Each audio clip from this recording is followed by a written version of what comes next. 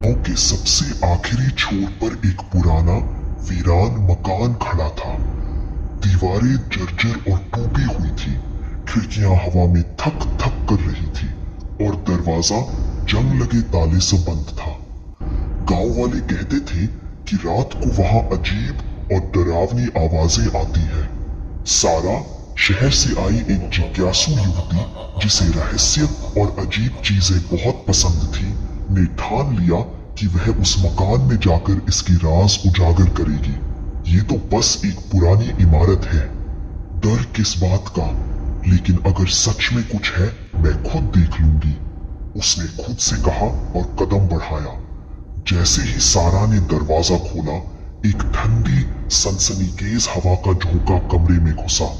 फर्श से धीमी खनक जैसी आवाज उठी, जैसे कोई उसके पीछे कदम रख रहा हो।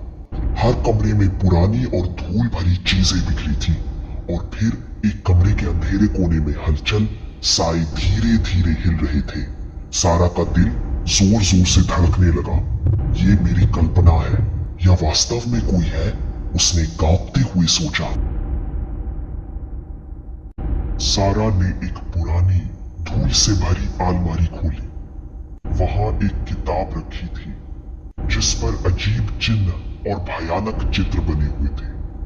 जैसे ही उसने किताब खोली, कमरे में अचानक ठंडक बढ़ गई और तभी कमरे के एक कोने से सिसकियां सुनाई दी, तुम्हें कभी जाने नहीं दिया जाएगा।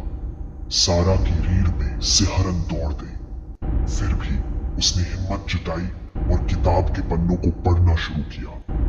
जैसे ही उसने एक पन्ना पलटा, कमरे का साया जीवित हो गया।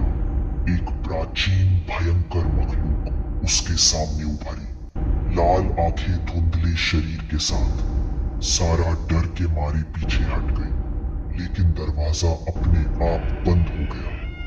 प्राणी धीरे धीरे उसके पास आ रही थी। मुझे छोड़ दो, मुझे कुछ नहीं पता, सारा चीख पड़ी।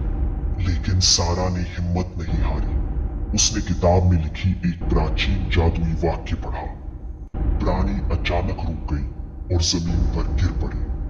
किताब बताती थी कि यह मकान कभी एक शक्तिशाली जादूगर का था, जिसने अपनी खतरनाक शक्तियों को यहाँ छुपा रखा था। सारा ने अपने हाथ में किताब को कसकर पकड़ा और सोचा।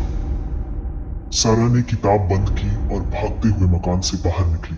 सूरज की रोशनी में मकान अब शांत और सामान्य लगने लगा। गांव वाले अब भी कहते हैं, अगर कोई रात को उस किताब को खोले